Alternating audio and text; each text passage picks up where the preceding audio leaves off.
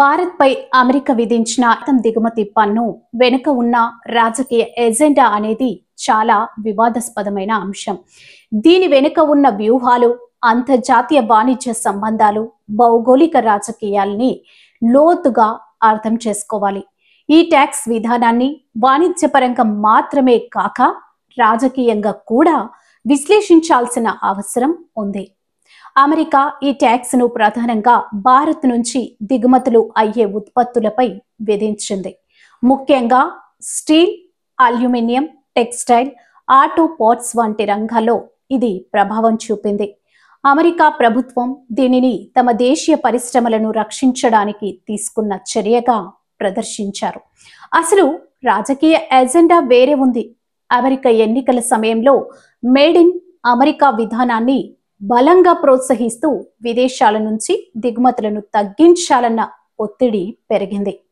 ఇది విదేశాలపై, ముఖ్యంగా అభివృద్ధి చెందుతున్న దేశాలపై మౌనంగా ఒత్తిడిని చేయడానికి, వాటి ఆర్థిక వృద్ధిని నియంత్రించాలన్న గోప్య విధానంగా అనిపిస్తుంది.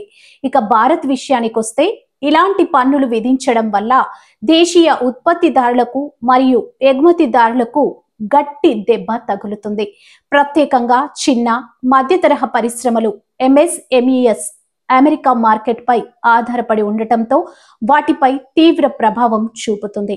అయితే భారత ప్రధానమంత్రి నరేంద్ర మోడీ ఈ విషయంలో ప్రత్యక్షంగా స్పందించకపోవడం, ఈ వ్యవహారాన్ని అధికారం కలిగిన మంత్రిత్వ శాఖలదే అని భావించి ఉండవచ్చు.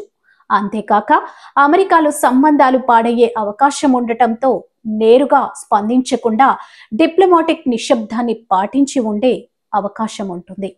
అలాగే ఈ విధానంలో ఒక అంతర్గత రాజకీయ ఎజెండా కూడా ఉంది.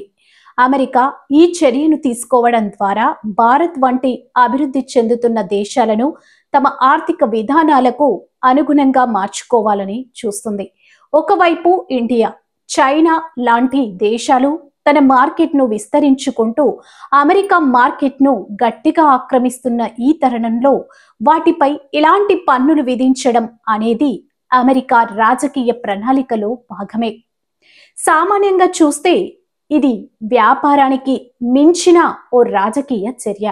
అమెరికా తన వ్యాపార ప్రయోజనాల వెనుక భౌగోళిక ఆధిపత్యాన్ని కలగజేసి భారత్ను వ్యూహాత్మకంగా ఒత్తిడిలోకి తేవాలని ప్రయత్నించడం స్పష్టంగా కనిపిస్తుంది. ఈ చర్యకు రాజకీయ స్పందన లేకపోవడం భారత ప్రభుత్వంలోని వ్యూహాత్మక మౌనం అని కూడా చెబుతున్నారు విశ్లేషకులు. ఈ పరిణామాలు త్వరలోగా భారతదేశం అమెరికాలో వాణిజ్య సంబంధాల్లో తగిన మార్గాలను అన్వేషించే అవకాశం ఉందని భావిస్తున్నారు. కానీ ఇది ఇద్దరు దేశాల మధ్య వ్యూహాత్మక పోటీగా మారే అవకాశం కూడా కనిపిస్తోంది. లైక్ చేయండి, షేర్ చేయండి.